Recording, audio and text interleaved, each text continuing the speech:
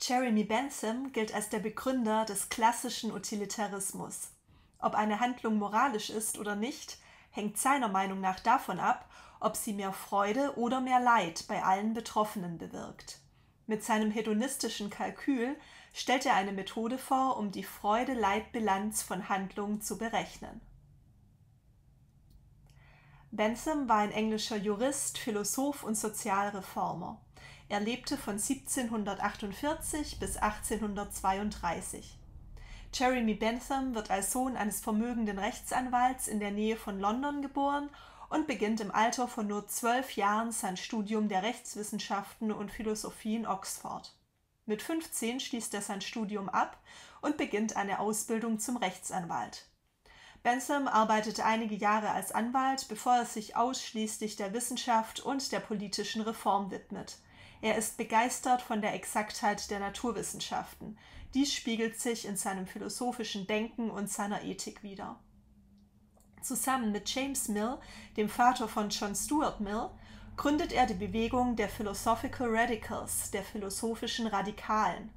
Diese engagieren sich für mehr Demokratie und Sozialreformen und gegen die Autorität der Kirche und die Privilegien der herrschenden Schichten.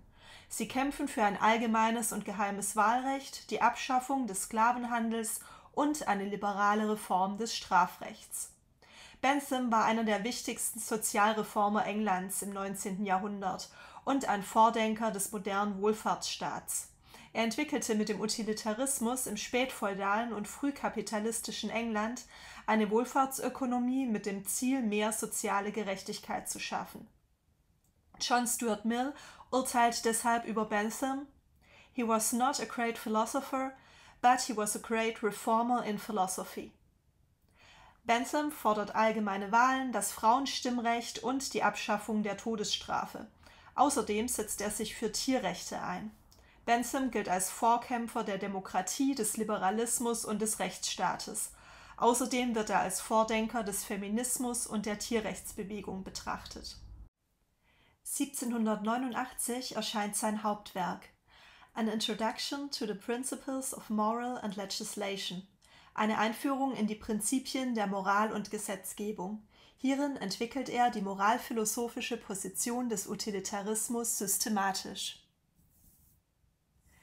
Bentham schreibt: Die Natur hat die Menschheit unter die Herrschaft zweier souveräner Gebieter, Leid und Freude, gestellt. Die Menschen suchen die Lust und vermeiden den Schmerz.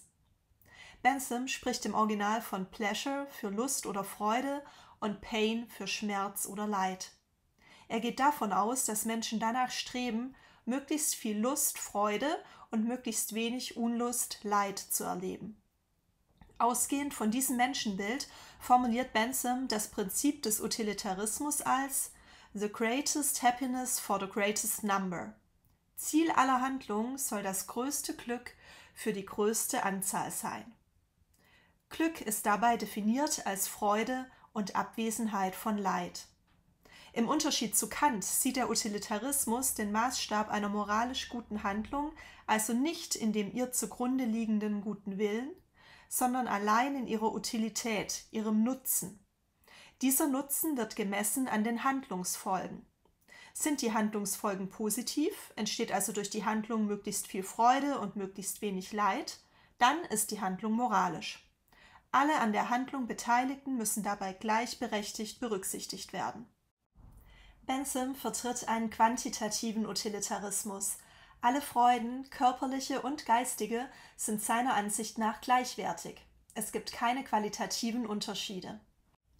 Zudem müssen alle an einer Handlung Beteiligten gleichberechtigt bei der Berechnung der Freude-Leid-Bilanz berücksichtigt werden. Diese Berechnung kann mit dem sogenannten hedonistischen Kalkül vorgenommen werden. Mit dem hedonistischen Kalkül lässt sich die Lust-Unlust-Bilanz von Handlungen berechnen. Dabei müssen 7 Kriterien berücksichtigt werden. Wie intensiv ist die Freude bzw. das Leid? Wie lange dauert die Freude oder das Leid an? Wie wahrscheinlich werden die Freude oder das Leid eintreten? Wann wird die Freude bzw. das Leid eintreten? Sofort oder erst später? Wird die Handlung weitere Folgen oder Nebenwirkungen nach sich ziehen? Sind diese positiv oder negativ? Ist die Freude rein oder ist ihr Leid beigemischt? Sind mehrere Menschen von der Handlung betroffen, muss zudem noch das Ausmaß berücksichtigt werden. Man fragt sich also, wie viele Menschen von der Handlung betroffen sind und berücksichtigt dann alle gleichwertig bei der Berechnung. Bentham wollte diese Art moralischer Kalkulation auch in der Gesetzgebung anwenden und Berechnungsmethoden für den allgemeinen Nutzen finden, die zu einheitlichen Ergebnissen führen. Lasst uns einmal gemeinsam ausrechnen, wie sich Katja laut Benthams hedonistischem Kalkül in einer schwierigen Situation entscheiden soll.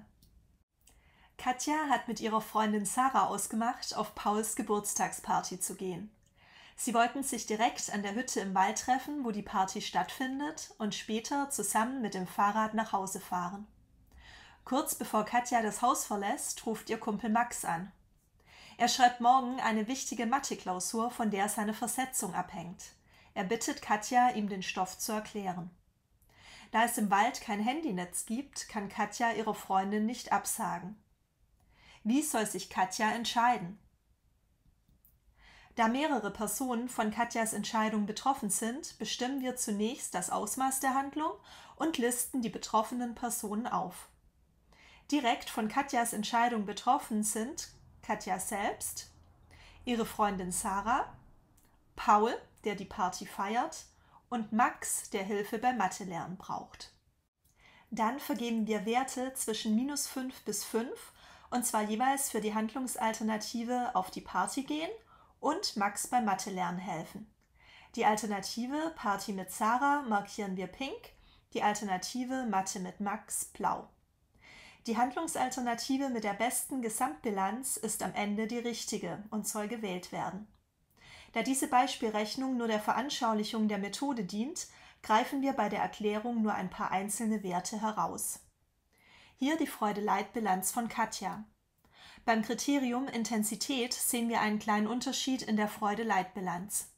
Ihre Freude auf der Party ist sicherlich getrübt, wenn sie weiß, dass sie ihren Freund Max im Stich gelassen hat, der dringend ihre Hilfe braucht. Wenn sie mit Max lernt, ist Katjas Freude größer.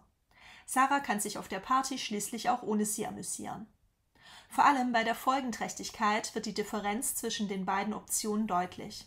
Während Max ihr seine Nichtversetzung noch lange vorwerfen wird, denkt Sarah wahrscheinlich schon einen Tag später nicht mehr daran, dass Katja sie bei der Party versetzt hat.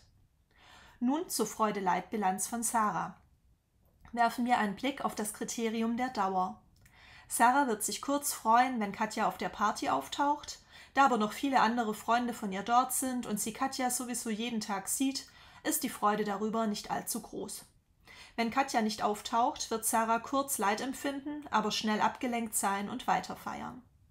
Bei Sarah sehen wir eine große Differenz beim Kriterium Nähe bzw. Ferne. Die Freude bei Katjas Erscheinen ist sehr nah und das Leid über ihr Nichterscheinen ebenso. Paul, der die Party schmeißt, hat bei den Kriterien 1 bis 5 keine allzu großen Differenzen in der Freude-Leid-Bilanz. Da er viele andere Gäste eingeladen hat, bemerkt er vielleicht nicht einmal, ob Katja auftaucht oder nicht. Beim Kriterium Reinheit sehen wir bei ihm die größte Differenz. Entweder empfindet er reine Freude oder reines Leid. Für Max ist Katjas Entscheidung am schwerwiegendsten. Das sehen wir ganz deutlich an seiner Freude-Leid-Bilanz. Für ihn hängt nämlich schließlich seine Versetzung davon ab, ob Katja ihm hilft oder nicht. Eine mögliche Nichtversetzung wäre ein intensives Leid von langer Dauer, das mit Gewissheit eintreten wird, und zwar bald, und verbunden mit weiteren negativen Folgen. Freude ist bei dieser Option nicht beigemischt. Wir addieren die Werte. Die Handlungsalternative mit Max Mathe lernen hat die bessere Gesamtbilanz, erzeugt also bei allen Betroffenen die meiste Freude und das wenigste Leid. Wahrscheinlich hätten wir intuitiv diese Entscheidung ebenfalls als die moralisch richtige bewertet. Da keine der beiden Optionen im Minusbereich liegt, also mehr Leid als Freude für alle Betroffenen auslöst, wären laut Bentham beide Optionen legitim. Bei der Anwendung von Benthams hedonistischem Kalkül wurden jedoch einige Schwierigkeiten deutlich. Zunächst einmal ist es schwierig zu bestimmen, wer von einer Entscheidung betroffen ist. Vielleicht ist jemand auf der Party heimlich verliebt in Katja und todtraurig, dass sie nicht erscheint. Dann haben wir festgestellt, dass Freude bzw. Leid sehr schwer berechenbar ist, vor allem wenn es um die Freude oder das Leid von anderen Personen geht. Je mehr Personen an einer Handlung beteiligt sind, umso schwieriger wird die Berechnung. Freude bzw. Leid variieren nämlich je nach Person und Situation und können daher nicht objektiv bestimmt, gemessen und in Lust- und Unlustwerten quantifiziert werden. Auch der Vergleich von Freude und Leid ist sehr schwierig. Zudem ist die Berechnungsgrundlage des hedonistischen Kalküls sehr vage. Die Handlungsfolgen sind nämlich nicht sicher, sondern, wenn überhaupt, nur wahrscheinlich. Und wenn in Wirklichkeit eine ganz andere, unvorhergesehene Folge eintritt, stimmt die Bilanz am Ende überhaupt nicht mehr. Stellen wir uns nur einmal vor, Sarah würde auf dem Rückweg von der Party überfallen und vergewaltigt werden, weil sie alleine unterwegs ist. Außerdem dauert es sehr lange, ein solches kompliziertes Kalkül aufzustellen und zu berechnen. Man kann sich zudem die Frage stellen, ob tatsächlich alle Lüste gleich berücksichtigt werden sollen. Dürfte man auch asoziale, destruktive oder gar sadistische Lüste mit einberechnen? Zum Beispiel die des potenziellen Vergewaltigers? Und wenn nein, mit welcher Begründung nicht, wenn schließlich die Moralität einer Handlung sich allein an der Lust-Unlust-Bilanz ihrer Folgen bemisst? Utilitaristisches Handeln ist häufig kontraintuitiv, das heißt, es widerspricht der moralischen Intuition von Menschen. Dadurch, dass die Lust vieler mit dem Leid weniger verrechnet werden kann, können intuitiv als unmoralisch erkannte Handlungen legitimiert werden. Würden sich zum Beispiel alle Klassenkameraden sehr über Max' Nichtversetzung freuen, wäre es moralisch geboten, ihm nicht beim Lernen zu helfen. Einige Schwächen von Benthams quantitativem Utilitarismus versuchte John Stuart Mill zu beheben, indem er dessen Ansatz kritisch weiterentwickelte. Um Mills Version des Utilitarismus, den qualitativen Utilitarismus, geht es in der nächsten Folge dieser Reihe. Mit dem Quizlet-Lernset Jeremy Bentham, der quantitative Utilitarismus, kannst du dein Wissen jetzt überprüfen. Viel Spaß beim Lernen und bis bald!